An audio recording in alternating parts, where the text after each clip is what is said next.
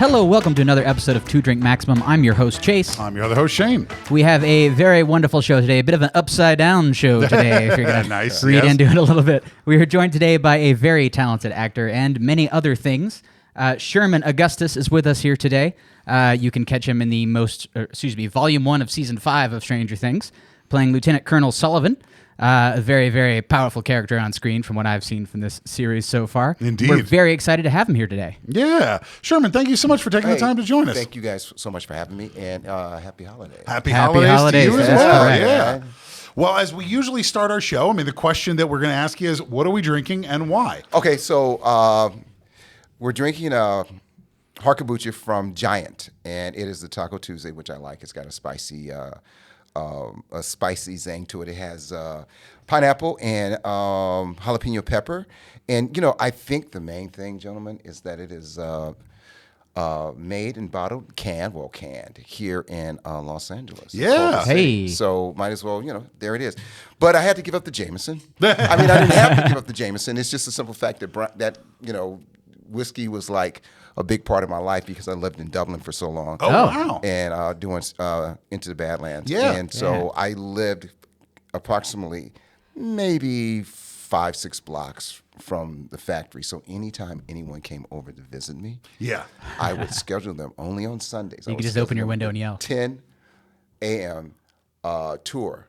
And then I did it to my mom, my daughter, everybody who came over, cousins, friends, booked them a tour, and they came back to my flat smashed. Yeah. Just totally like, why didn't you tell us? Well, look, I didn't force you to drink everything they were pushing in front of you. Yeah. because They don't just open up your mouth and pour it down your gullet. So that's what we're doing. We're doing the Taco Tuesdays today. Nice. Well, let's take a sip. I'm excited to try this. Absolutely. I will say, yeah. Well, cheers, fellas.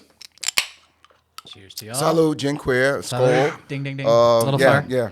That's really good. The thing about hard kombuchas is they can kind of go one way or the other. Sometimes they can taste a little medicinal. Yes. But this tastes like a spicy margarita. This is great. I like a spade. Now, That is good. I should tell you, though, for what Yes. it's worth, I had a difficult time tracking these down. Yes. So for what it's worth, I don't know if this particular flavor is being discontinued, but 3 out of 4 Whole Foods that I went to, they didn't have them, and they said the warehouse didn't have them either. Really? So if you like this, the next time you see it, stock up on a couple of Yeah, different boxes. I did the other day. They make a Mai Tai that's just absolutely just wonderful. But you can't find it in stock anywhere. That's probably a good problem to have, though. Scarcity makes things cool. Exactly. That's right. This is the Yeah. first time I've had, I've had a hard kombucha before in the past, but this is the first time I've tried Giant. June Shine is good. June Shine, that was the one we had. I think this is my favorite. Yeah, exactly. So, well, this is really good. Well, thank you for introducing this. Well, to thank us. you, doctors, for trying it. Yeah. Yeah, very good. So before we get deeper into your wonderful, illustrious acting career, from what we learned, the very first professional thing you did was actually professional football. Exactly. When did you learn that you had an aptitude for football? All right, so growing up here in Los Angeles, I grew up very sickly and weakly and allergic to a lot of things. So, my parents devised this idea of getting me involved in sports. Whatever season it was, I was playing that sport to actually grow out of it. And from what I understand, it's that it's not that your lungs, your airways are constricted. It's like they expand, and you can't breathe regularly. So back then, I used to take these little bitty pills and clear it out, clear your airway out, and all that kind of stuff. Never did the inhaler. And for me and my family, it was hereditary. My grandmother had it, and it skipped my little brother, but I caught it. I got it. It's not like I caught it, but I grew up with it. So sports played a vital role in, for me to surpass the whole sickly vibe of being this scrawny little kid. Sure. And just get out there and play. And sure, sometimes it, affected me, but I never had an asthma attack when I played Pop Warner and high school football and college football. A little bit of a forged by fire development there. Exactly. So The school of rub some dirt on it, walk it off. bend but don't break, right? You'll figure it out. Yeah.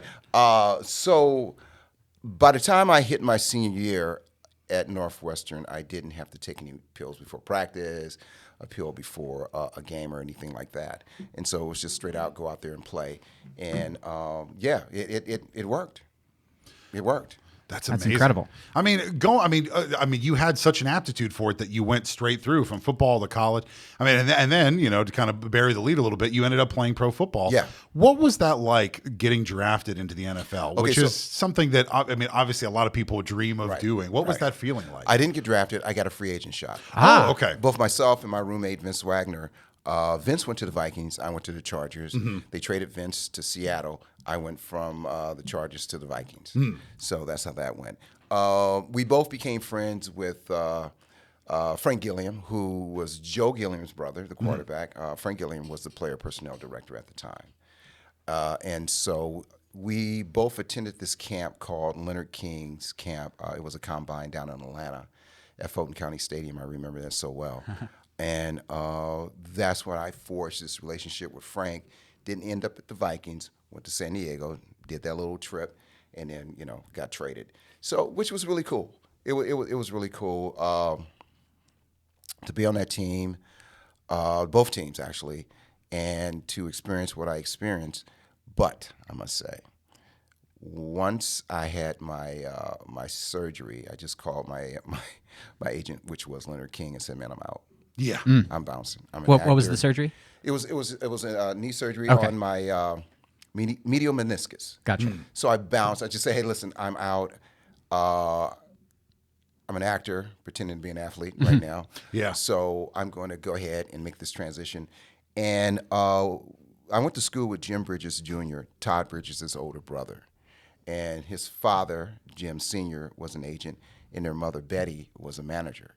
So eventually, every time we go over the house, we hang out, this, that, and the third at a barbecue, he'll say, "Hey, man, take Sherman with you to a commercial audition, da-da-da-da-da." So I was doing commercials. Nice. So, but after football, got my knee out of the cast, and just started trying to rehabilitate myself properly, and started working with Jim, and it just went from there. I did because I wanted to do myself justice. I just did not want to just try to go and do this thing called acting, because it is not an easy profession to do. It is a trade. So I got into the best acting coaches schools and trained with some really good people, and did some extra work on about 3 or 4 kind of films, 3 or 4 films, and just to learn the business, just to learn every component of what we do in this business. And then from there, I got my first gig, which was Colors. It was my first gig. Yeah. Don Cheadle and Glenn Plummer, and I can just go on and on. It was a bunch of guys that came out of Cal Arts. the Dennis Hopper film, right? Dennis Hopper film. Yeah. Well, we want to know what were some of the first things you were thinking when you stepped onto that set? Like, did you? Well, it goes back to the night before I auditioned. I'm watching Blue Velvet. Nice. Right. David As Lynch. you do. But I didn't know Dennis Hopper was in the film. So I watched this David Lynch film because I'm really trying to learn about filmmaking and camera movement and color and texture. He's a painter, so that's a good place to learn. Basically. Yeah. Basically. So I'm watching this film, and Dennis Hopper's performance was just, I was like, oh, damn. Oh, Yeah, wow. yeah. Yeah. So I'm sitting in the lobby, and something said, "Hey, Sherman, to your right." And I looked up, and he's walking through the door, and the first thing I said was, "Oh, my God, it's the well-dressed man." Right? And he laughed, and he said, "How you doing?" He went past me, so I go into the room. We had a great conversation, did the audition, and he gave me some key points. He gave me some notes, did it. Next thing I know, I'm at we're at his studio in Venice doing a read-through, and from there we did another big read-through at his house, and kept moving from there. Nice. Well, I mean, so it amazing. seems like, because of your talent, you got some kind of early success early on, right? Where you were cast in a couple of different things. Right. One of the things that you were in the movie Space Marines, and Yes. that's where you started to develop a love of martial arts. Yes. So what was it about that film and that process that kicked off for you a love of martial arts, especially after the knee injury? Yes. Was there any Yeah, kind of that's- reservation there of I can do doesn't this, or maybe seem- I Well, can't? I had a little cartilage left, right? Enough to fight. I had a little cartilage left until I reached into the Badlands. So on this other film called Kangaroo, I received an honorary black belt Wow. from Wow. our stunt fight team. Okay. And then fast forward to Space Marines, and I'm working with Philip Tan, Lewis's Tan's father. Okay. Wow. Right? And Lewis's career is just gone.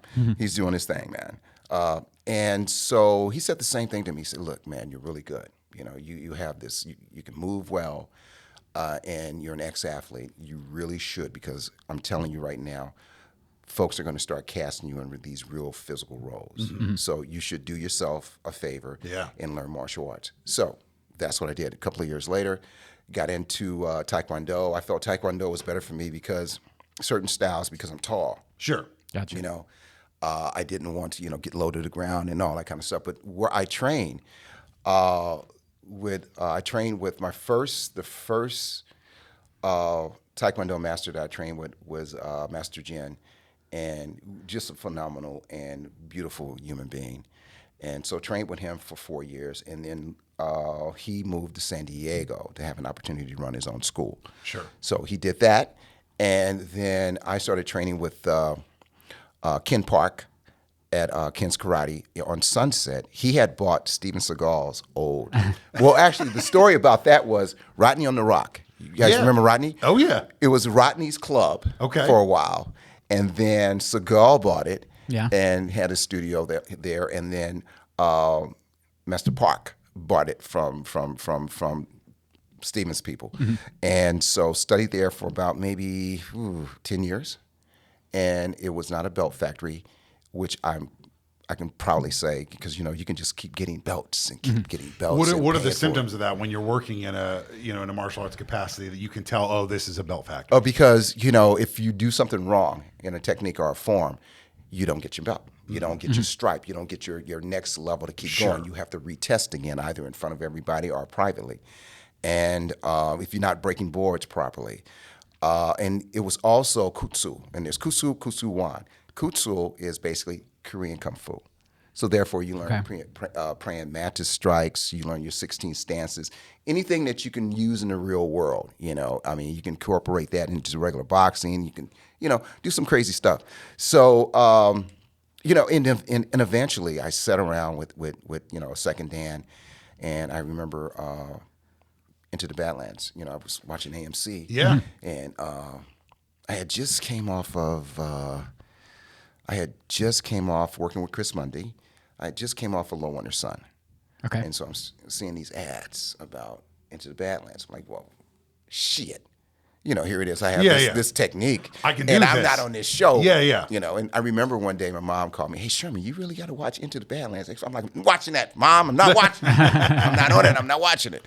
And then fast forward to season 2, they wanted to incorporate this character in season 1, but because of budget, they couldn't. So they did 6 episodes in New Orleans. Then the following season, I think it was 8 episodes, and they shot that in Dublin, Ireland. Nice. Okay. So I do you know why the switch, the locale switch, different vistas, different views? Money. They got more money. Yeah. They got more money. They got more money for season 2, and they got a whole lot of money. Yeah. For season 3, and as a person who's been to Dublin, breathtaking views in Dublin. Yeah. So the sets are probably much bigger. And, it was vast. I mean, you're using these big spaces, and you're using the rolling hills. Yeah, it's just incredible, man. I fell in love with Dublin. So I went over for season 2 for 3 months, and then when I went back for season 3, for season 2, this is what happened.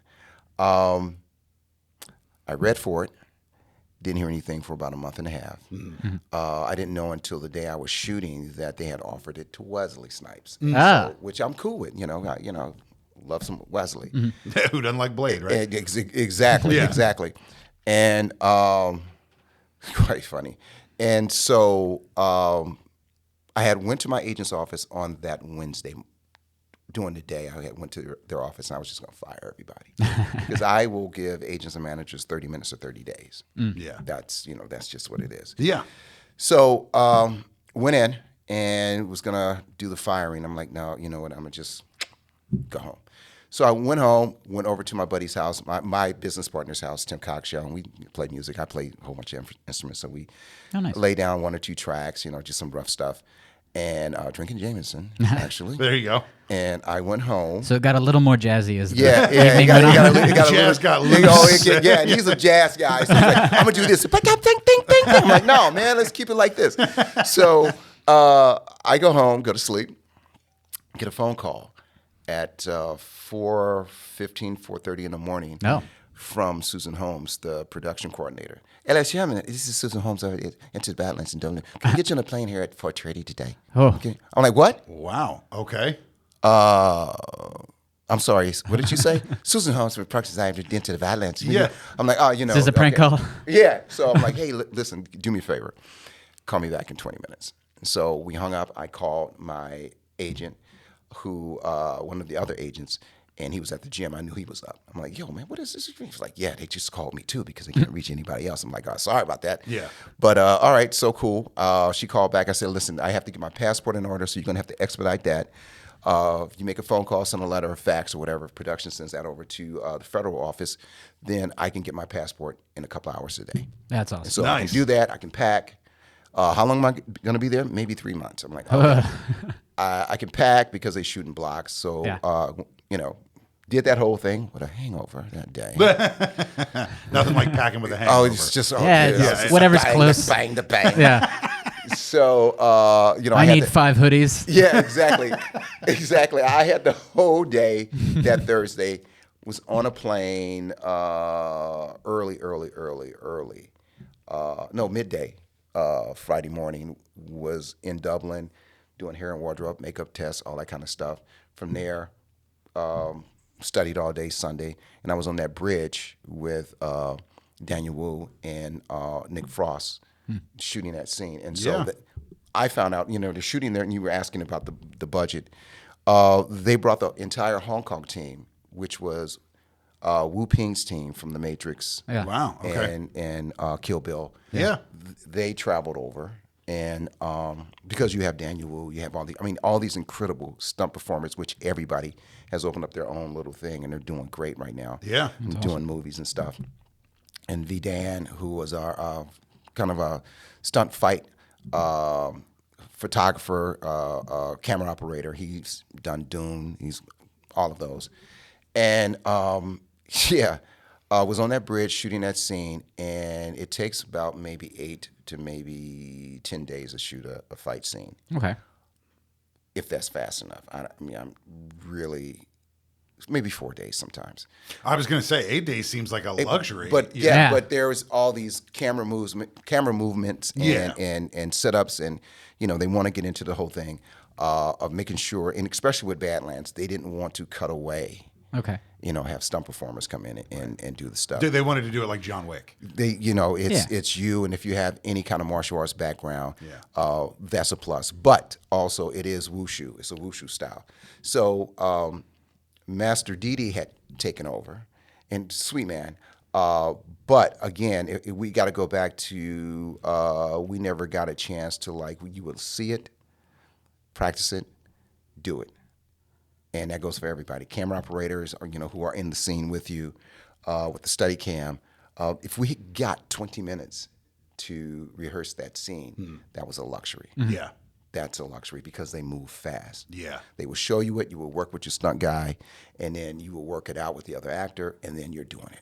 Yeah. And the camera's moving, which is a great thing to do. It really condenses everything down so you can get out of your head. Right. Yeah. And just do it instead of thinking about it too much. I have a question inside that. So when you're doing these movements that you have a little bit of time to rehearse, how do you still bring a character to something that has existing fighting styles? How do you make it your own inside those scenes? That's the whole thing. That was kind of the thing for me, because there's certain blocks and certain things that I've learned. And so I had to go back to the Kutsu training, which is a little shorter, which is a little quicker, all that kind of stuff. And anytime that they saw something that reminded them of Taekwondo, they would say, we got to do that over again. It has to be, what we're doing. So Right. that's fine. That's fine. That was cool. So I learned a lot. But anyway, there's a scene where I cut the guy's head off, and then another guy, I trap him, take him down. I trap him with an X-Blocks, take him down, and then stump his head. and I didn't know how dense that head was. And I'm doing it with the messed Oh, up no. knee. Oh, no. Right? Oh, God, no. Just to get to the story about the knees and shit. Yeah. And so I went down on it, crank, and my knee said, buddy. What was this? We talked about this. We Don't talked- do this to me. We did a surgery and everything. So I think we're going to be cool for maybe a year or so. But other than that, when you come back here for season 3, I'm going to mess. Don't with do you. this again. Yeah. So that's where we are right now. Oh God. Well, I want to go back really quickly just to kind of mention that your resume includes a stunning list of television shows that you've worked on, right? And I'm going to read them out just because it's kind of a little dizzy. Okay. But Murder, She Wrote, The Nanny, Chicago Hope, Star Trek Voyager, NYPD Blue, Touched by an Angel, CSI, NCIS, Dexter, Bones, and Westworld. And the question I have, and many, many others, right? Yeah. The question I have is shows like that should be designed to be kind of a well-oiled machine for guest stars like you or for other day players to kind of come in. What is that experience like when you're stepping into a show that should be a well-functioning machine? Do those shows really kind of bend over backwards to make it easy for people to come in for a 2-3 episode arc? And then I guess the flip side is, when can you tell a show is not doing their job of, they're not making this easy for me to shine? Right off the bat. You know? You don't have to name any names. Yeah, Yes, don't name any all names. right, I won't. But immediately, once you start getting emails and text messages about location and scripts and stuff like that, if scripts don't come in on time, Yeah. or if communication is rattled some kind of way, then you know that production is like this. You can always count on someone in production, or production sometimes not communicating with performers properly. Sure. In a way.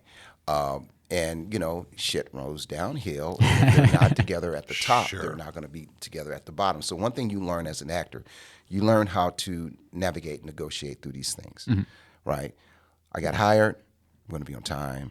I'm going to know I'm going to know my work, and I'm going to make everyone's day that much better when Sherm's on set. Sure. And it doesn't matter what show I'm working on or what film. Everybody appreciates when they see me come through the door because Sherm knows what he's doing. It's going to be a great day. I'm going to try to have this real moment with the actor or actors that are in front of me, and I'm not going to be a problem for anyone. It's just long as I'm being respected. Yeah. Yeah. I will respect, and I will go above and beyond of respecting people on set.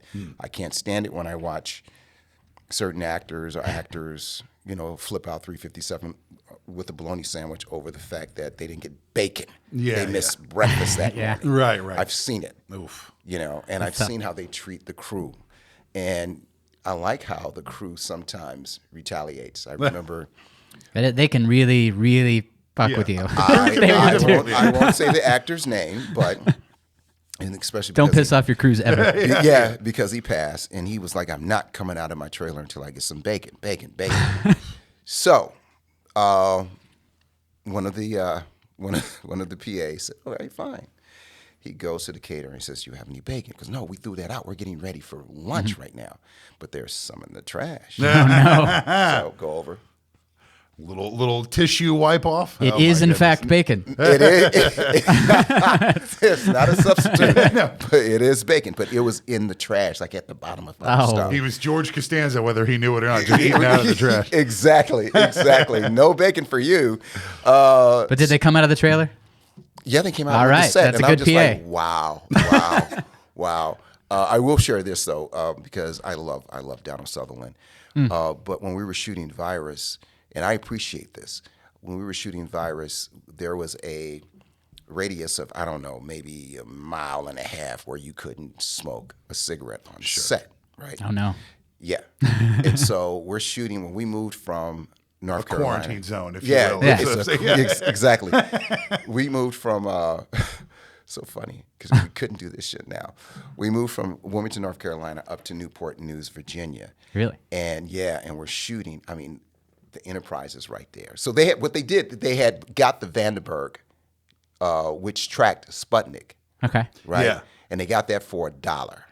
Really? Yeah. And the Navy SEALs did all this they were doing these exercises on the boat, and they blew up one of the parabolic satellites, which just added Yeah. to the show, right? Because John Bruno, the director, is like, oh, man, shit, that's cool. Yeah, Blow yeah. some more That's shit right, up, right? right? Because it has to be in disarray when we board the ship. Yeah, of course. All right. So they have that dock next to the Cape May, the Enterprise, and a couple of other ships. I mean, seriously, we would go down there. Like I was late to the party on this guy. So I didn't know for 9 months the whole entire crew was like smoking weed. You know, you know. I'm talking about They were a first. chill crew. Yeah, Okay. There is no film crew. And I was like, why is everybody so nice, right? So I mean, we would go and just park our golf cart underneath the Cape May because it has this dry dock underneath them where they can pull ships in, you know, and then repair. Right? We would just sit there, chill, have our lunch, all that kind of stuff. So one day we shot on the Cape May, but we were getting a tour by the captain. Nice. Okay. And so the captain, we were on the bridge. The captain lit up a cigarette, and so Donald said, "Would you mind putting that out? You know, it affects my throat." Yada yada yada yada. And so the captain said, "It took me 15 years to get this position. You're standing on a boat This is now. my boat. Very polite. Fuck you. Get this gentleman off my bridge right now." I mean, Aw. so you know, but you know, I love Donald Sutherland, and that was just something that That's so funny. that resonates with me, and I love to tell that story. At least he asked politely. Didn't He did. He demand. said, yeah. would you please mind putting Yeah, that the out?" captain can throw you off the ship And for the captain anything. would. Yeah. It took 15 years to get this boat. Get this son of a bitch off my my boat. boat, yeah. Oh, I'm like, And you can say oh. that as a captain. Yeah. I'm like, wow, dude. Okay, funny. Now, I have to ask, speaking Yes. of Enterprise, Yes. Yes. I'm a huge fan. My dad is a huge Star Trek Voyager Right. fan. I have to ask, what was it like getting in all that Klingon makeup? Whoa. And are there any great behind the scenes stories you remember from your time on Star Trek Voyager that you could share? And did you learn the whole language? Oh, you know, that was a trip. So Yeah. yeah, I had to break that down and learn. It's a very throaty language. It's a Yeah. very Yeah. throaty language, and I do understand why people who play Klingons are pissed off. Because that's a pain every day. Because, you know, it takes a good maybe 2 hours, 3 hours to put that makeup on. Yeah. But because this was the first time they were putting Klingons in the Star Trek. What was it? Voyager, right? Voyager, yeah. Voyager, yeah. It's the first time because they were taking Roxanne Dawson. You know, she gets hurt and goes to Stovako, which is Klingon hell. Yeah. Yeah. Right. I'm not going to pretend to know all the lore for Star Yeah, Voyager. yeah. So it's Klingon hell, and the gentleman who was applying my makeup has been on the show. They brought him out of retirement because he was there back in the William Shatner days. Oh, wow. Wow. Okay. So it would take him So he does the Klingon makeup. I can do this in my sleep. Yeah. basically 15 minutes. Yeah. That's 15, amazing. 25 minutes. Yeah. And so he would just sit there and we just got to do this because, you know, I don't want anybody to come over. Westmore, I can't think of his first name, who was head of that department. And, you know, they would apply everything and the hair was real hair. It was very heavy. And then we were shooting in frickin' July. Oh. And it was so hot. Wow. And so you can start feeling the water. The sweat. Yeah. And Yeah. you can just, it's like, You just hear it. I'm like, wow, this is a trip. And you're in that thing all day. I remember we shot on a Friday and we did a good 25 hours. Wow. And that was on a Friday. And, you know, I'm in West Hollywood, so I drive straight down the street, straight down Melrose to my house, which was less than 15 minutes away, 10 minutes. And went to sleep and woke up and went back to work that Monday at 8 a.m. I missed my entire freaking Saturday and Sunday. Yeah. And that was the first time I really felt like, ripping, snapping some, you know. Yeah. You know. Is there that kind of unfair pressure that actors feel when you're in a complicated makeup job where you're like, let's just keep going because I don't want to take this off and Yeah. do it again. Oh, yeah. It's going to be 2 hours to get it off. Yeah. Then it's going to be 2 hours again in the morning. Like, do you ever feel that there's mean, in that unfair case, pressure to like, yeah. let's just keep shooting. Let's go. Well, you know, it's one of those things. That was easy compared to when I did Badlands and I had to get 1,000 clips. Oh, you know? God, yeah. So that was a 3 a.m. call. Haha. And it took them, you know, bless those ladies. They did their thing. They had to put it all over my body. And so by the time I got this set, I was just like, oh my God, I was so worn out. You've done a full day's work before Right. you even start work. Yeah. I spent at least 4.5 hours in that chair. What's the secret to surviving special effects makeup application? Do you have a book, or you just go to like a Zen space? You have to go to a Zen space. You really do. Because I remember they were applying it to me, and I'm trying to go over my stuff, and she said, Sherman, Jesus, you're a wall, because I was so tense about this whole thing. Because I have this whole thing to do. I have to take that moon sword, and they set up these four candles, and I have to go across and blow them out. Yeah. Oh. Right. So that's tricky enough. And that's tricky, but you practice enough, and I just put my mind to a word. I can just take them out, say the dialogue to Daniel and all that kind of stuff, and keep going. So that was cool. But yeah, I remember Ken Olin had told me years and years ago when we worked on Digital Man. He said, "Listen, always be careful of what you're going to be married to, because just like with Virus." They were stuffing this stuff, and we had to carry our own stuff around. And I'm like, no, I know this trick, fellas. I'm not going to be walking around for 3-4 weeks until I get rid of this thing. I'm not going to do that. Yeah. Put T-shirts in there.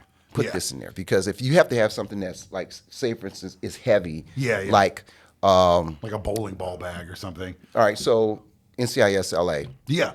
The guy, was running around, and I have to pick it up, and it's uranium. And they said, well, we had to make it feel like it's actually uranium in there. I'm like, it's that heavy? It is that freaking heavy like that. Yeah. And I'm trying to pick it. I'm like, right? So I'd be like, but also I'm an actor, so I can also pretend. Exactly. But you know what? A lesson that, and I don't mean to be name dropping, but when I did the Mexican, I have to slam Julia Roberts against the wall. Yeah. Right. And so we did a rehearsal, and she said, hey, Sherman,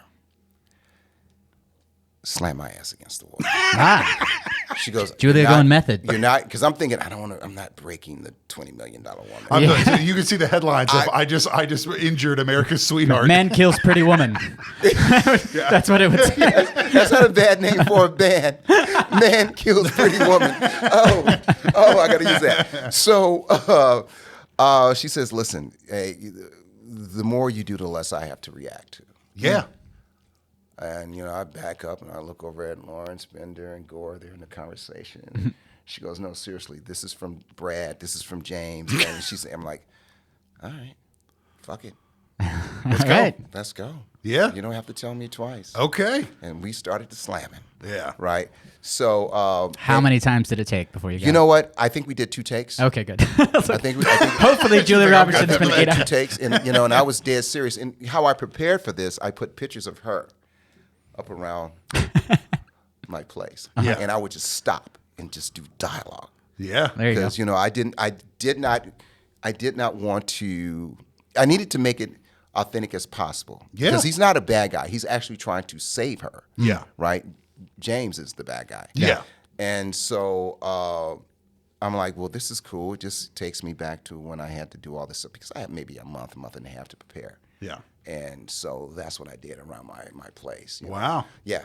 Whatever it takes, right, to get to that magic in between, action and cut. Right? Yeah. I always let the character evaluate me. Sure. And ask me questions about how am I going to get them off the page, and then we can get into this whole thing, and then that's how that whole thing starts. That's interesting. Wow. Yeah. Now, is it true that also on the Mexican as well that James Gandolfini was like, you are incredibly talented. I need to see you in more things. I mean, what was that like? I mean, essentially kind of getting tapped on the shoulder by Tony Soprano. It's mind-blowing. It's mind-blowing because you're such a fan of his work. And, we had the same agent at the time, or the same agency. And his agent was there who used to cover me. And so one day at lunch, we're just having a conversation. And I'm just like, yeah, man, so XYZ with the agents, this, that, and the third. I truly believe that it is in the actor's right to make sure they're not getting boxed in to certain characters, right? Especially if you're African American. So I would always have these conversations because I'm always earnest and honest with everyone.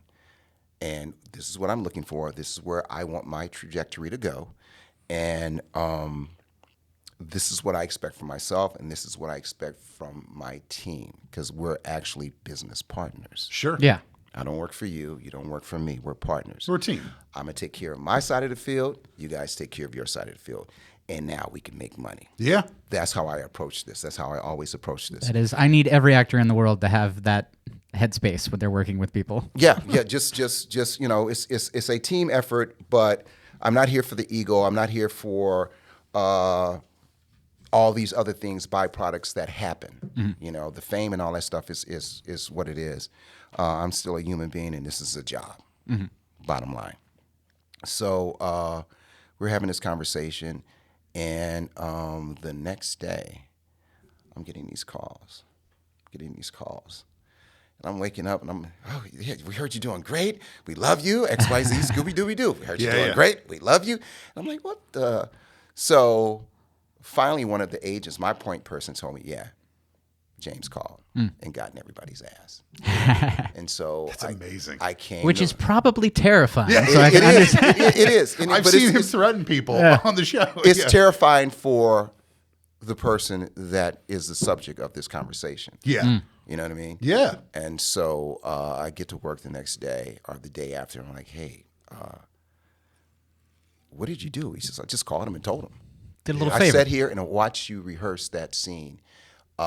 And it reminded him of his scene with Patricia Arquette and True Romance. Yeah. And he goes, I really believe, you're something special. So, yeah, I called him and told him off. And I told him I was going to do this, that, and the third.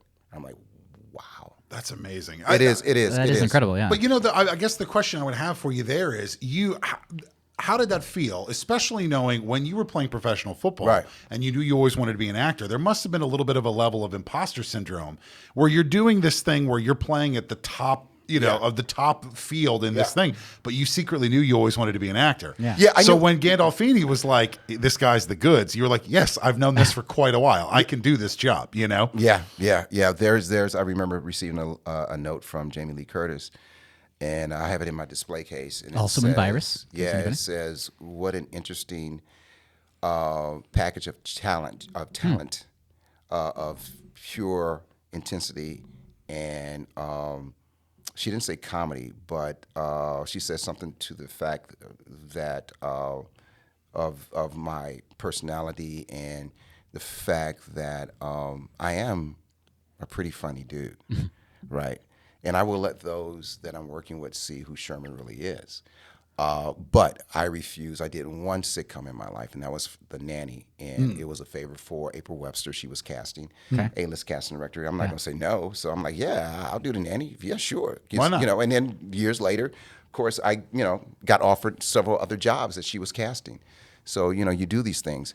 I just feel for me, there's other stories and other things I want to do. I just didn't feel at the time when everybody was doing sitcoms, I had to turn myself into a live cartoon. Yeah. I'm sorry. The Nanny is kind of the olden days of how sitcoms were structured and shaped. They're all the same shape of a story, and it's all like, be bigger, be louder, be bright. Right. And I think the more serious you approach comedy, the funnier it is. Yeah.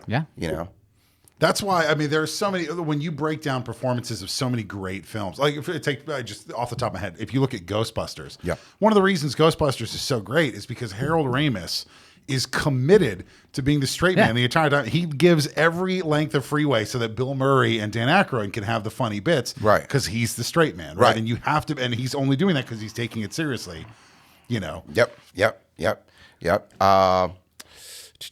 It was a line that what's his name said. He said, "The shit I have seen will turn you white," and that's coming from a brother, And he said it dead ass serious, and it was funny as hell. Yeah, and so you approach it that way.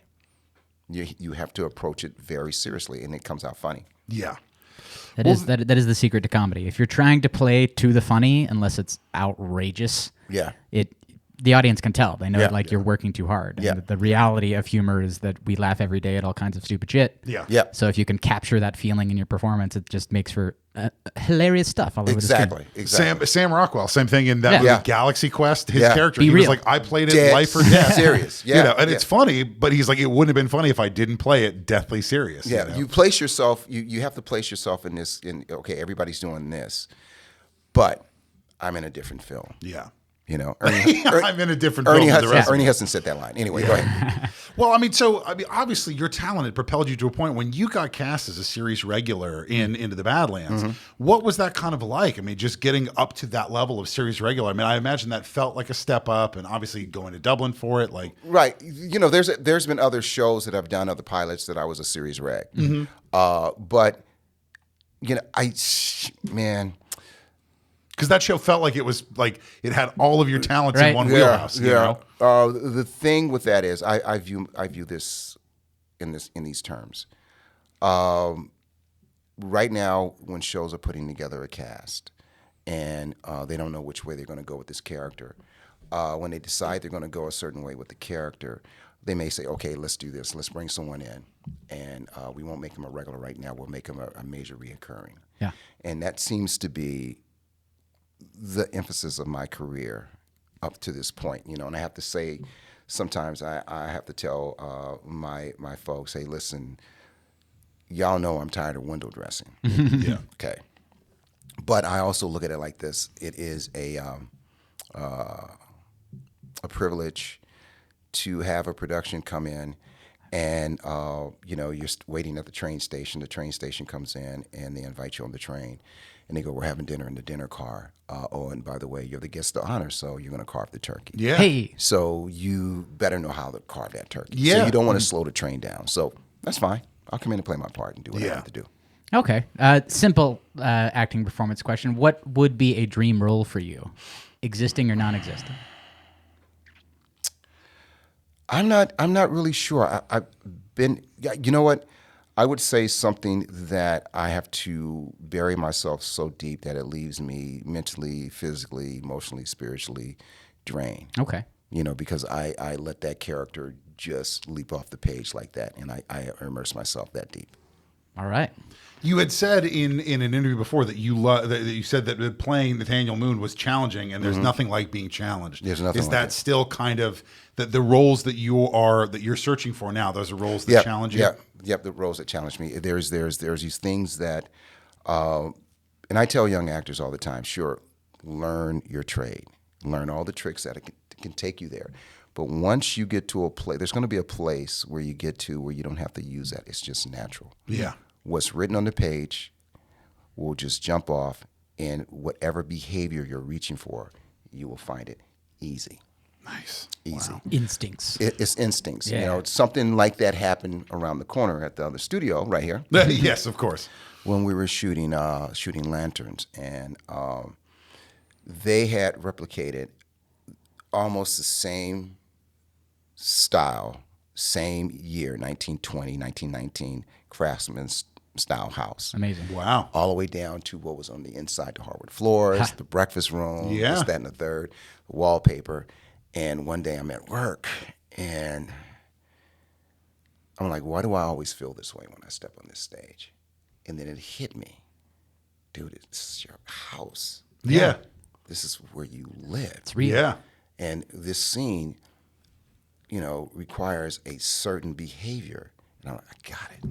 Yeah. And those tears welled up in my eyes, and I'm just like, dude, this is great. Shut up. This is great, you know, because you know you're You gotta do there. your job, though, Yeah, yeah. you're doing your job, pal. Shout out to the Warner Brothers Art Department. Yeah. Well, the biggest challenge that I'm seeing in front of us right now is I'm looking at about 3 empty cans. That's right. So we're going to need to take a quick break, and we will be right back more with Sherman Augustus in just a minute. Be right back. thank you for tuning into the show today.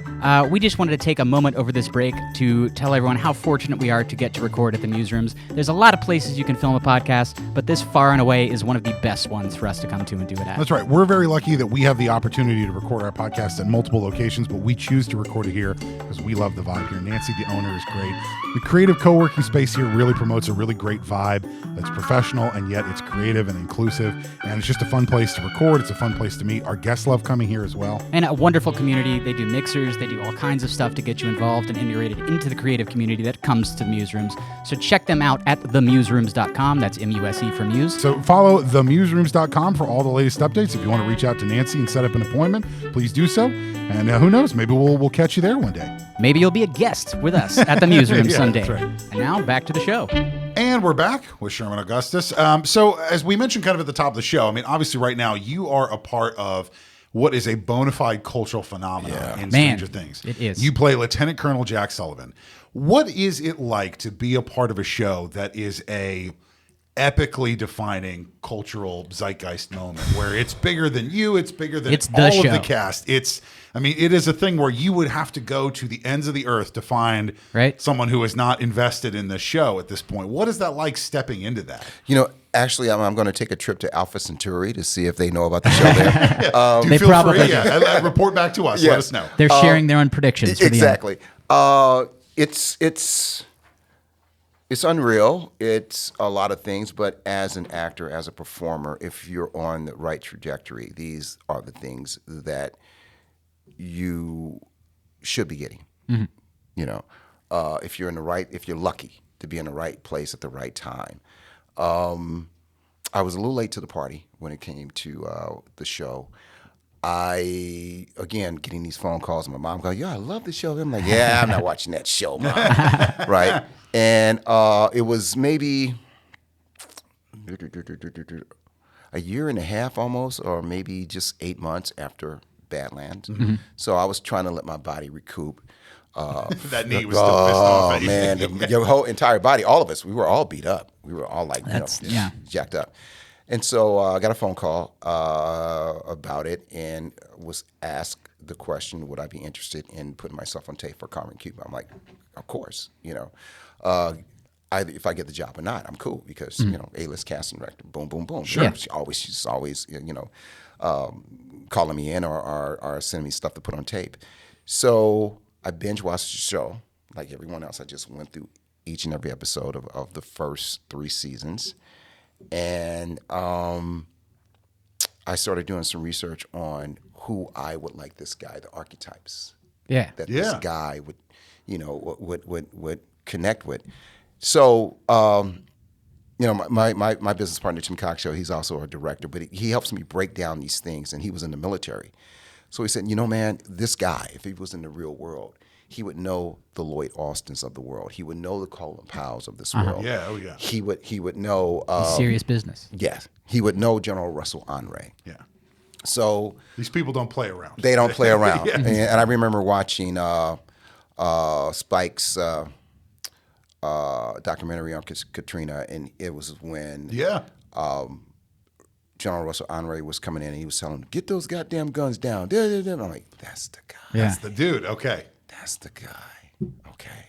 All right, I got to find something. Whenever I get something like this, I have to channel that guy and do some more research. So that's what happened. I just immersed myself into that, and I went back all the way to like the first cadet that graduated from West Point, and on and on and on and on. And I'm finding out all these things. So I'm like, okay, I'm going to take everything from here, from these gentlemen, and I'm going to put it into this one character, this one vessel. And I'm going to bring this to the surface, And so I got the material, and then it just came to me, this man's a patriot, this man's all these other things. And he would, if not know these guys, he would know about their career. They would somehow, some way, come across and bump up against each other somewhere.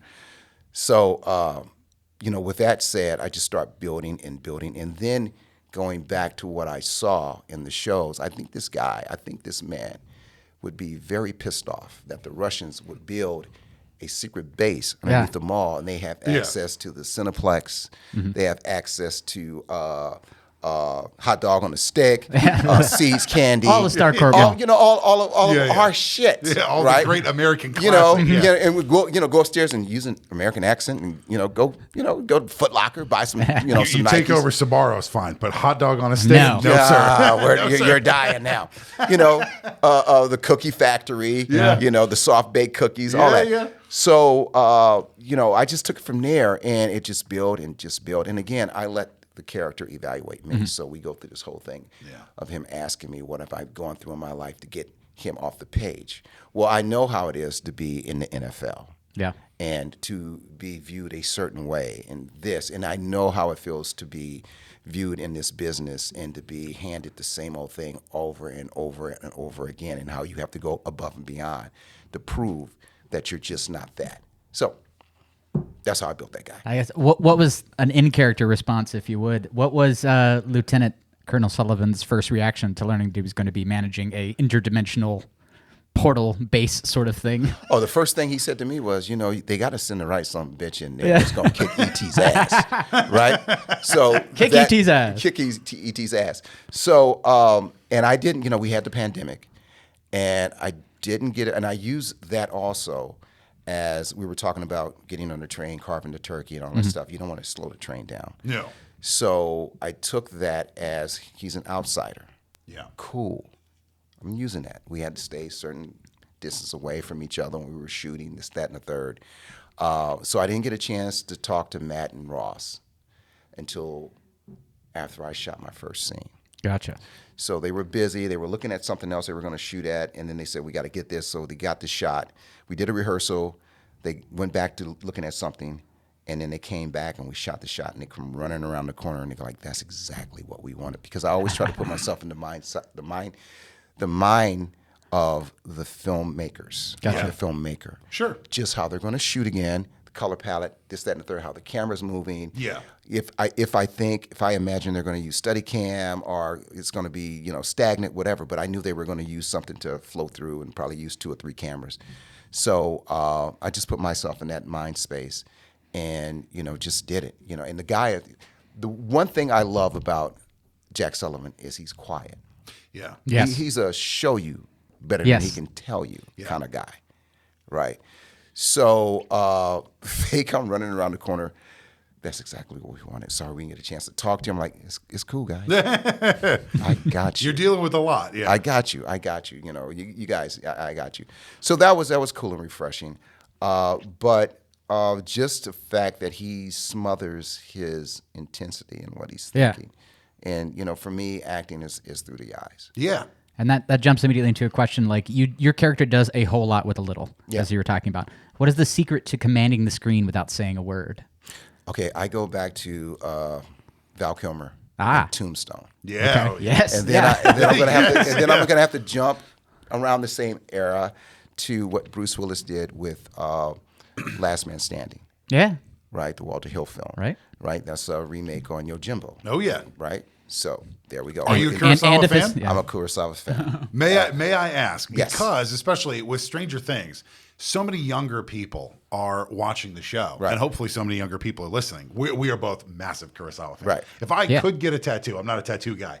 I would get directed by Do it. Kurosawa. Yeah. My body. Do it. What would be the 3 Kurosawa I'm a films? That, tattoo. he's a bad influence. See, it's the giant talking. He's like, All let's over do my this head. right now. Get Sherman a pen. He'll Let him do it. What would be the 3 Kurosawa films that all film fans should watch? If my mind- Yojimbo is one. That's one. Yeah. Cup and Bear, I think, Yeah. and also Seven Samurai. Seven Samurai. Samurai. Is, Which for is my a money, the remake, greatest film ever made. Yeah, and then we springboard into the Magnificent Seven. Yeah. Yep. You know what I mean? So I was really quickly. Last just to, Man Standing is also Fistful of Dollars. Fistful of Dollars. Yeah. Yes. I was Which is also recently something when speaking of it, we talked about Spike Lee earlier. When it was announced that Spike Lee was going to remake High to Low. Yeah. I got a little like upset because even though I love Spike Lee, I was like, how dare you remake a Kurosawa film? Yeah. And then I was in such a snit about it. I rewatched The Magnificent Seven, and 20 minutes in, I was begrudgingly like, this movie's fantastic. Yeah. It's so good. So then I was like, all right, I think Spike Lee is going to do a fantastic job remaking High to Low. And then I watched it a couple weeks ago. He absolutely did. Kurosawa's films are like so ripe for remakes. Exactly. But there's nothing quite like a Kurosawa original. You're absolutely right. I love the fact that I just love the way he's shot. He shot his subjects and just the color palette. Like I like a lot of how the grays and the black and white and the smoke, and it's just and I think that Kurosawa for me is the director who understood movement on camera, whether it's the actor and the choreography versus the camera movement. He just understood cinematic movement better than any other director who's ever done it. The dance of performance. Exactly. Like dipping a shoulder, tipping with a the chin. camera and the production design and the elements and the rain and the wind and the whatever. It's just nobody quite like so many extras and the choreography and where things need to be so we can capture that stuff. Yeah. I digress. I did not mean to. No. You We're get good. me on a Kurosawa tear. We're going. We're good. It's a 4-hour sidetrack. We're good. But what is the thing is, you have such a hard scowl, especially in Stranger Things. Can you give us a little secret of what is that for anybody who wants to have a harder scowl in their regular life? Is there something that we're doing wrong? What are you thinking about to we make can that be as face? intimidating as you can be on the show. I dubbed it silent motherfucker. So that's what Very it is. appropriate. Just motherfucker. What's all you're thinking the whole time? Motherfucker. I'm sitting here. I'm actually intimidated. That's fantastic. Sam Jackson's not the only one that can do that. No, say that. no. But He doesn't have a patent on that word. That's what it is. It's just silent motherfucker. Okay. It's very good. I'm going to start saying that now. The next time I'm in a business meeting too, I'm just like silent motherfucker. I'm going to start. Just think about it. And in the series, you get to have. I love it. I don't know how I'm going to top that. I'm going to start doing that for real. Were you thinking that in your head when you got to perform alongside Linda Hamilton? Oh, okay. So because you both have equally aggressive scowls going on in those scenes. Okay. I don't know who won. Another famous scowler. Yeah. Which is so crazy because Eddie Furlong lives across the street from me. No kidding. Yeah, man. Did he give you any tips how to deal with her? So I waited until after I worked with her, and came back home. I had some time off, and I was like, "Hey, Eddie, I'm working with Linda, XYZ, Scooby Doo." But we have a lot of friends in common. Okay. If you've been in this business more than 15 minutes, Hollywood's only 4 living rooms. Right. Yeah. And so you end up working with It's like 20 people. Yeah, working with everybody that works with somebody, and all that kind of stuff. So the minute we met at the hotel. I was checking out of the hotel, going to another hotel because it was in a, sketchy area. And I'm like, no, man, there's really nothing to do here. I want to be able to go to the market, buy my own food so I can cook, XYZ.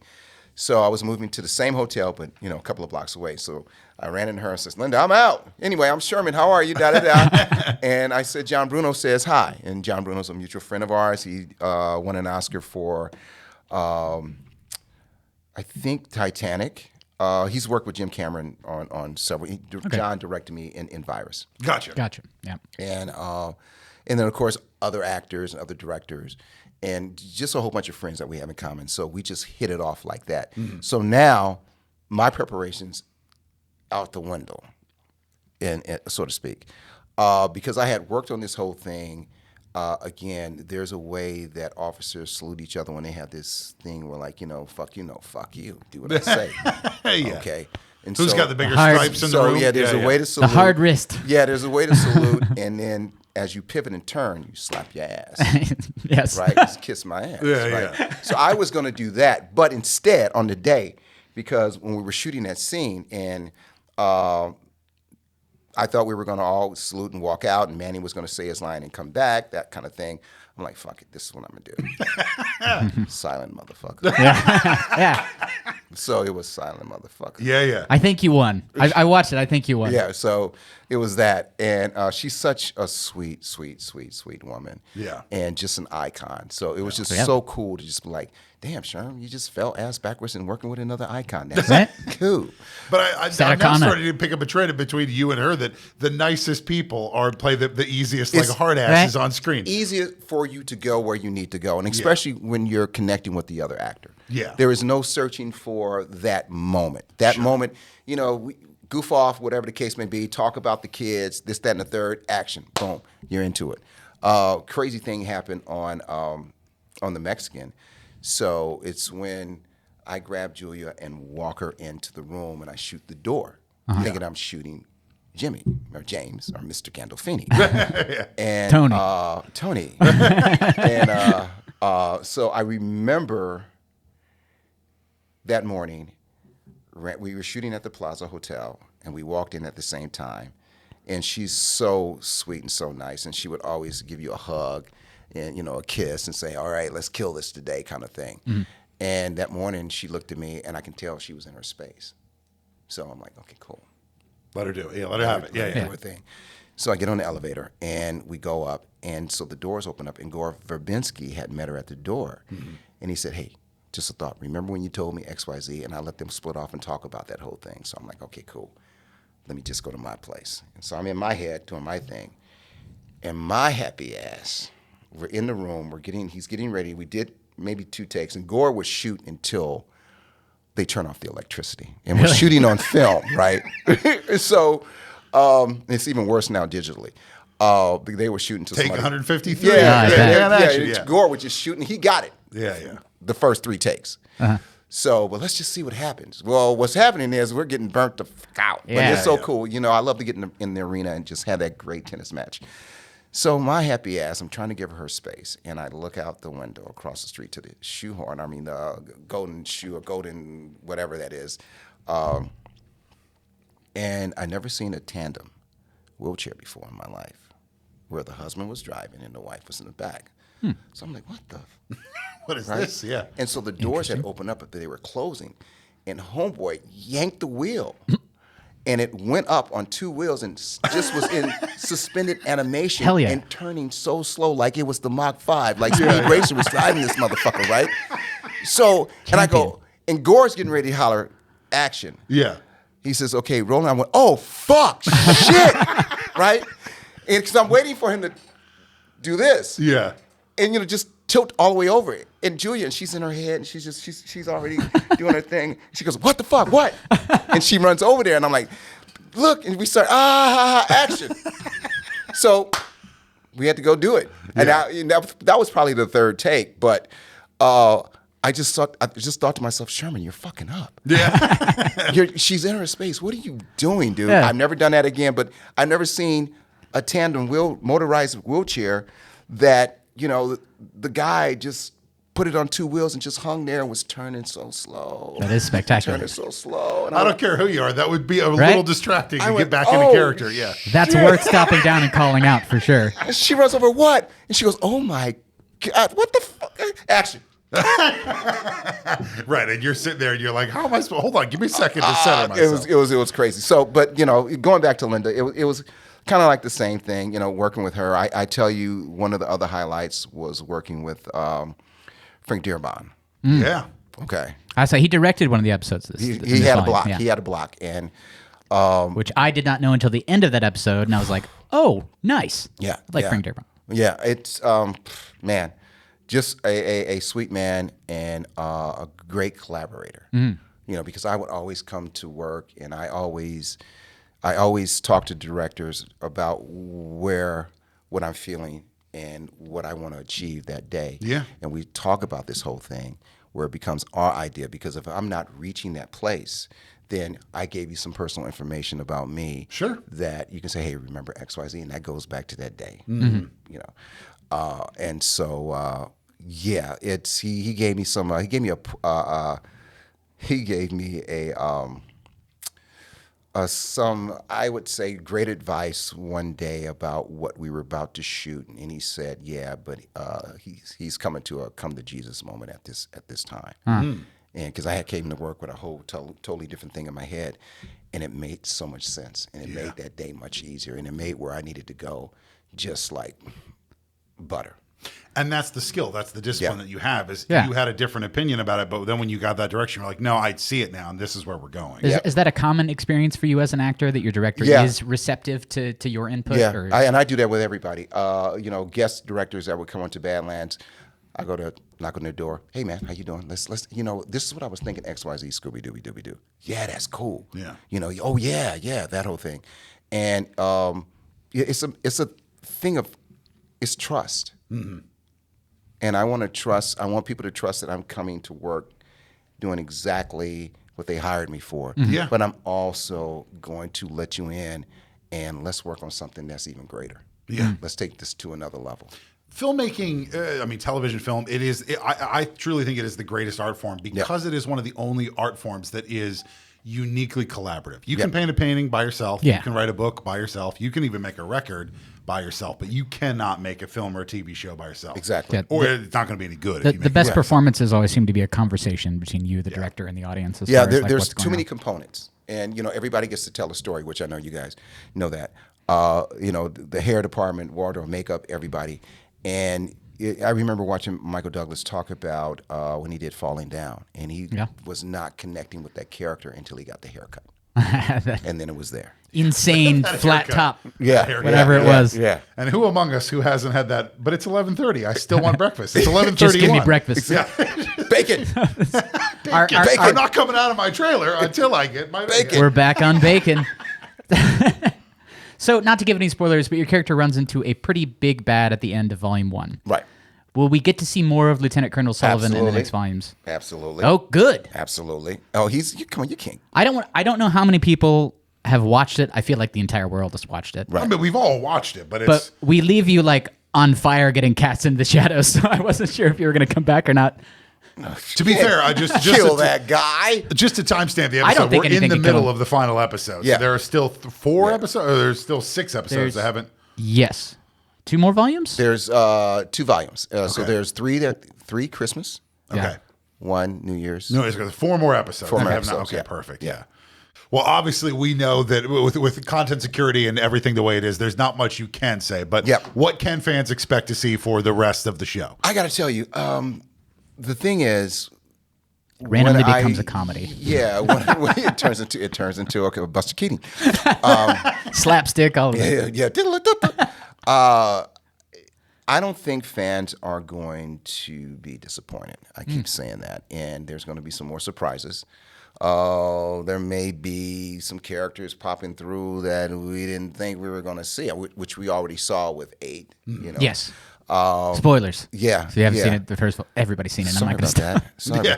Dude, we're gonna get the Netflix ninjas are gonna meet us outside. There's probably there one. are snipers outside pointed at all 3 of us at the There is moment if we say one the wrong person thing. in the middle of Pacific Ocean has not seen the show at this point.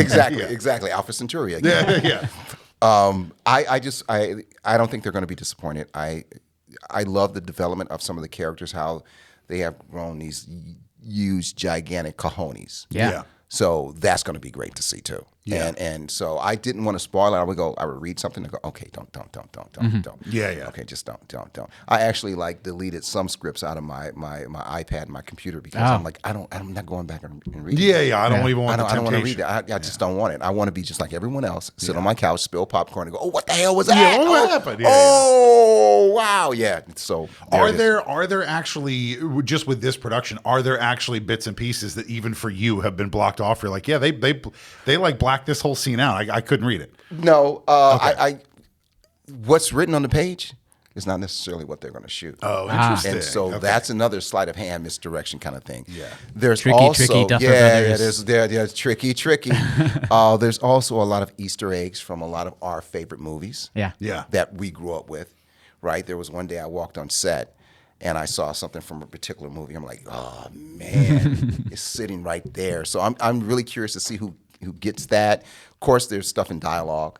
There's Yeah. stuff in clothing. Yeah. You know, There's all all Easter these eggs and little references. We got the flux capacitor call out on this first volume. Yeah, exactly. DeLorean drives by. Made for a good joke. Exactly. Well, so, I mean, sadly for fans of the show, Stranger Things is coming to an end. Right. But you have some really exciting things kind of coming in the future. One of the things that it seems like recently you've been involved with, you co-created a comic. Yes. Called Daughters of Django. Yes. That seems like a really cool project. Now, is that, I mean, from what I understand, the comic is it's an awesome comic, but it's just kind of a launching pad. You want to do more with that series, right? Yeah. What's the next phase there? Can you tell us about the comic? Yeah, I can tell you about that. We wrote that, Tim and I, we wrote that as a pilot script. Yeah. And we have everything. We have the Bible. We have everything flushed out. So Daughters of Django is about the daughters of a gentleman named Django. Now, Django is a Yemeni word, which is, I awake. It means I awaken. The gypsies, that's their whole thing.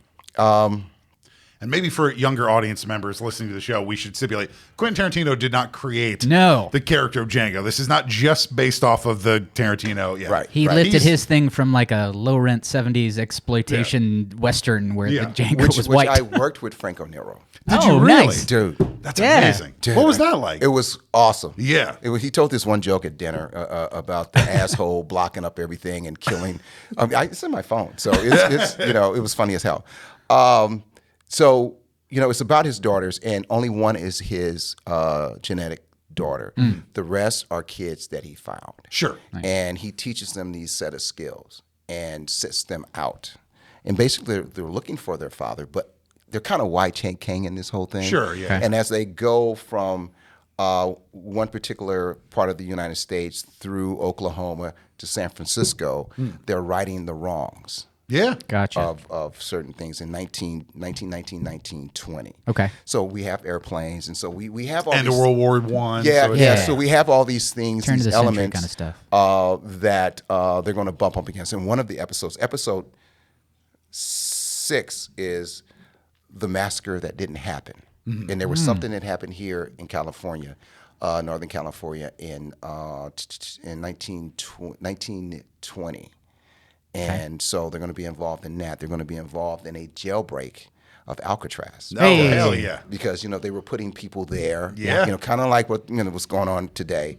There was Civil War. History echoes. Echoes. It echoes history. And Yeah. they go into this whole thing, and they steal an ironclad sub. Yeah. Yeah. Yeah. And so it just, That's fun. It's a great. That's a lot of fun images for a comic. Yeah. And the hope is that you would not just be acting, right? I mean, you would start to dipping into producing, directing. Like, are those kind of aspirations that you want to start dipping your toes into?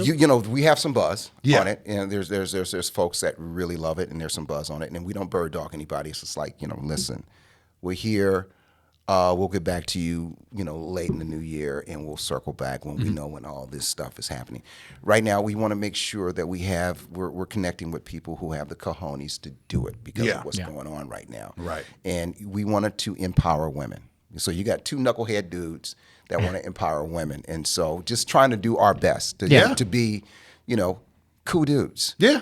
In America, So it's very. And they're whooping ass. They're not messing around. They're whooping ass and forget about taking names. And they're all out of bubblegum. But we're very proud of that. We have another one that got greenlit by Mike Richardson at Dark Horse a year and a half ago. Pilot script again called The Hero William Noble. So what that is about, it is about this gentleman who ends up getting it's some kind of chemical thing that his family owned a farm in the Panhandle. And so there's a company that's been releasing these chemicals in the water, and these farmers have been doing their crops, this, that, and the third. And instead of making him sick as a child, it makes him resilient to a whole bunch of shit. Nice. Okay. Right. And then the women in his family, his mother and his grandmother, they start getting younger. So we kind of Benjamin Button this thing, and they're only going to go back to their 20s. Nice. But the whole thing of it is he becomes this guy with these super abilities, and he's fighting against the government, not fighting against the government, but he's telling the government, hey, look, you need me, you got me. Yeah. I don't have this super spidey sense or anything like that. But if you need me to help you put out that fire, if you need me to help you go save these people, if I'm not going to kill anyone. Trying to be noble in the world. Yeah. And he's a professor at Yeah. UCLA who teaches history. Nice. And the way he gets outed, he's taking the train from Union Station downtown, and he travels from Pasadena there, and he's going to go out to UCLA, and someone falls on the track, and he has to react. Yeah. And everybody has cell phones, there are cameras, of course, and they capture it. Can't go anywhere these days without getting on camera. So, yeah, that's going to get noticed. Goes to work. He's getting ready to start his lecture, and someone says, "Hey, Professor Noble, is that you? Are you doing a movie? Are you an actor?" No, that's me. And he levitates and floats and does these things. Hey. And he says, "Hey, listen. So now we have to decide what kind of world we're in." Yeah. That whole thing. So Nice. yeah. So we make a joke about the Superman room, and he goes over to the Federal Building, and he goes, "The Superman room, really? You guys know I can just leave anytime I want to." Yeah. Right. So it's that whole thing. So, but it's really, we tried to make it as geopolitical as we could. Yeah. And it's a really good read, and Mike loved it. So whenever he gets around to it, we would do it again. Not bird dogging anybody because we have so much stuff. Yeah. So while we're on comics, we wanted to circle back to your role in the upcoming HBO series Lanterns. Yes, sir. We are both super excited for that. That's going to be incredible. I honestly don't know how I feel about it yet. Oh, really? I've seen one photo. I liked Superman. I'm curious about someone expanding Green Lantern into more than just whatever the Ryan Reynolds thing was. Yeah. That's the stigmatism right there, isn't it? But it's but you know what? That's unfair. I mean, that movie I think was just kind of very unfair, but it was but it tough. sounds like with this show they've cracked the code, which is the Green Lanterns are like an international space corps, Right? Yeah. And it sounds like it's going to be an awesome show. So again, we don't want to needle you for details but you can't give. I'll get into what this. can you share with us? Okay, I can say this, and which has already been said. It is based real world. Again, talking about the hero William Noble. So it's based real world as if we're sitting here today and we have a Green Lantern's Corps. Okay. Yeah. And it is a detective story. Yeah. There is a murder. Okay. With someone, and they're trying to figure this out between Aaron and Kyle Chandler. Yeah. And Kyle Chandler is great, man. He's so cool. And there's you have Celestial and all these other guys, and there's a bunch of characters that will pop up either in dialogue or you will see them. But again, this is True Detective. Yeah, that's slash. it's been pitched as True Detective, so the tone is very in space. Leftovers / The Watchmen. Nice. And then you got to add in a little bit, because we're talking about Chris Mundy. You got to add in a little Breaking Bad. You got to add in a lot of other elements, but it's real world shit. Nice. And but someone has this ring. So grounded emotions, spectacular moments. Very grounded, grounded, That's very good. intense. What a fool you were for sitting on the fence. When they announced it, and I read the pitch, I was like, they get it. They understand what makes Green Lantern Corps cool. Yeah. I know, but for a hot minute after True Detective came out, every show was like in True Detective style. Yeah. So it's hard to tell what's true or not. Yeah, fair enough. It's I would say there is mention about Gotham. There is mention about certain characters in Gotham. There is mention of the Superman movie, that James Gunn's movie. But again, very very real world. Okay. So, I was kind of questioning it too when it was announced. I'm like, oh man, so is it going to be campy? Is it going to be, what we've Ryan seen how it can go bad, so it's hard to jump. And another thing, everything is practical. Yeah. Awesome. Everything is practical. I'm like, wow, Yeah. this is really cool. So I don't think the fans are going to be disappointed with that. They have to knock it out the box. Yeah, they have to do. swing for the fences. Yeah, because the last at bat was a miss. I mean, it was a strikeout. Yeah, they have to knock this out. And I think with it being on the HBO Max platform, I know they got it covered. Mm-hmm. I know for sure.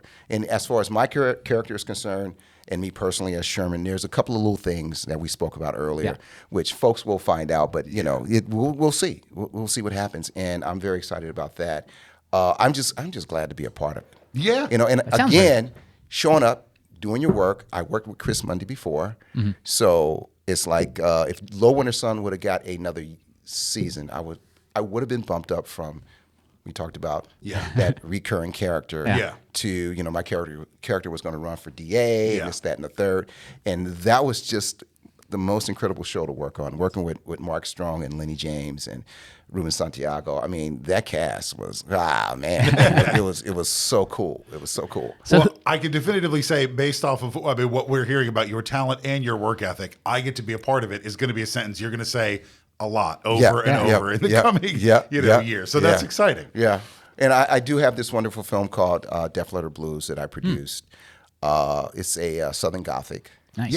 About this priest who has this tumor in his eye. He loses his eye, and he starts developing all these things that something else is coming. There's a murder that happens, and all these other elements. And two really good filmmakers, Michael Sant'Antonio and Strat Gazar, wrote and directed it. And I did that right before I did season 4 of Stranger Things, and going back to true independent film fashion, you know, where budget is tight, still in locations. Yeah. You know, we're not going to shoot that tomorrow because we have to shoot this tomorrow because we have the location for free, XYZ. You know, we shot in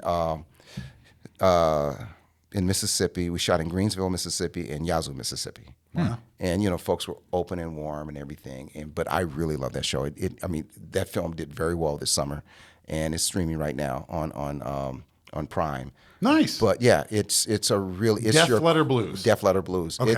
It's kind of Winter's Bones. It's Ballast. It's all these great independent films that we love. It's all in there, and that's what really, and it's shot so beautifully. So hats off to those amazing. guys. We'll check it out.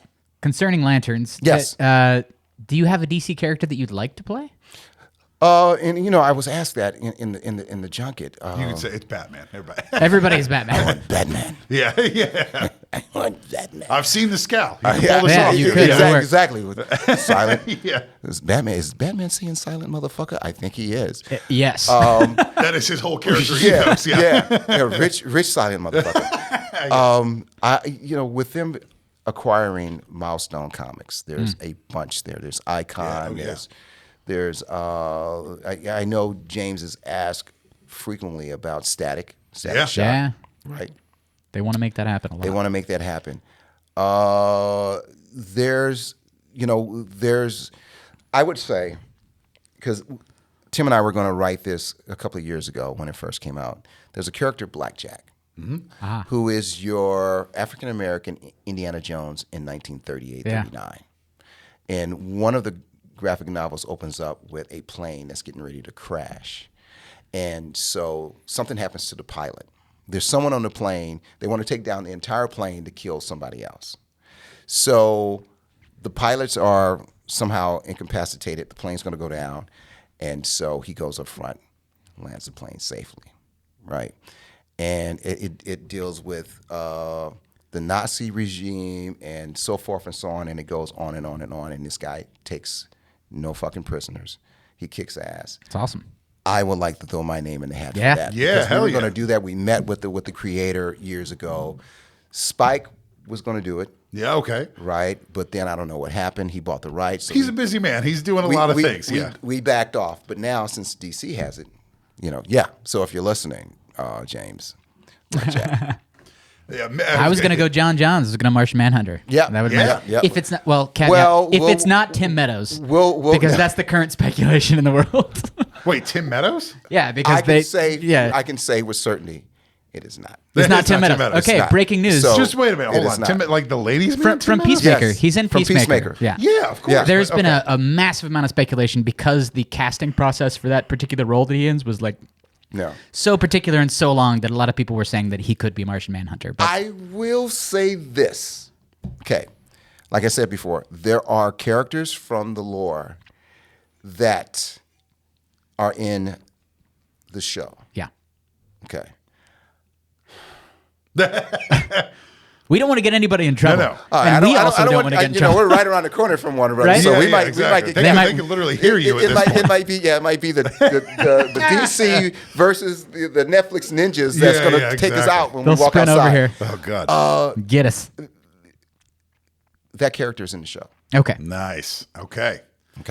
Well, And before you're going to be surprised. Noted. Oh my God, I dude, see now my excitement's through You're the going to be roof for this surprised. show. You're going to go, what? He's good. He's a good character. As if Out I of left wasn't. field. Yeah. And I'm glad they did it this way. Okay. Yeah. Okay? I'm really glad they did it Good. this way. As if my Kudos to excitement them. wasn't high enough for Stranger Things. Now it's through the roof for Lanterns too. So yeah. That's fine. Well, as we're starting to stare here at more empty cans, I think we better wrap up, especially before we get you in trouble saying more things. But Yeah. No, let's get drunk and let's let me spill the beans Yeah, about I can- everything. Yeah. I hear James Gunn sprinting over from the lot to get us. It's coming over right now. Come on over, James. We have something for you. Well, Sherman, thank you again so much for really taking the time out of your schedule to be here. Thank you, guys. We Thank are you, sir. so inspired by your story, and we cannot really wait to see what's next for you. Oh, thank because you. you're working on so many cool things. Where can people just keep up with you personally? People want to follow along with your story. What's the best way for them to do that? Social media. I mean, there's Instagram, there's Netflix, there's Threads. You know, Yeah. I'm around. You know, Okay. Yeah, I'm around. I'm around. I like hanging around. You're not hard to find. I'm not hard to find. Yeah. Do you know your handle? My handle, it's Sherman Augustus or Sherm Gus at, Okay. Whatever. Nice. And silent motherfucker. People are going to be thinking that now every single time they look time at they you. see me, they were just like, that scowl. He's doing silent motherfucker. That's what he's doing. Yeah, that's what he's saying in his head. Every time you've said that today, I've gotten a little scared inside. So. Yeah. Oh God. But thank you so much, everybody, for listening. If you want to keep up with our show, you can follow us on Instagram at TwoDrinkMaximum, which is right at the beginning. I've never messed up the beginning of Yeah. it. Wow. Which is at TWODRINKMAXIMUM There it is. on Instagram and I believe Facebook. You can also find us on YouTube at 2DrinkMax, which is the number 2 DRINKMAX. You can also follow our wonderful sponsor, where we had the pleasure of recording here today, The Muserooms at themuserooms.com. Sorry, it's at The Museroom, M-U-S-E for Muse. You can also follow them at themuserooms.com, a wonderful creative co-working space that we have the pleasure of recording in, and it's really a wonderful place to film audio, record audio. Record rather. audio, whatever. But yeah. thank you so much, everybody, for tuning in and listening, and we're very happy to have had you here. We will catch you next time. Cheers. Silent motherfucker.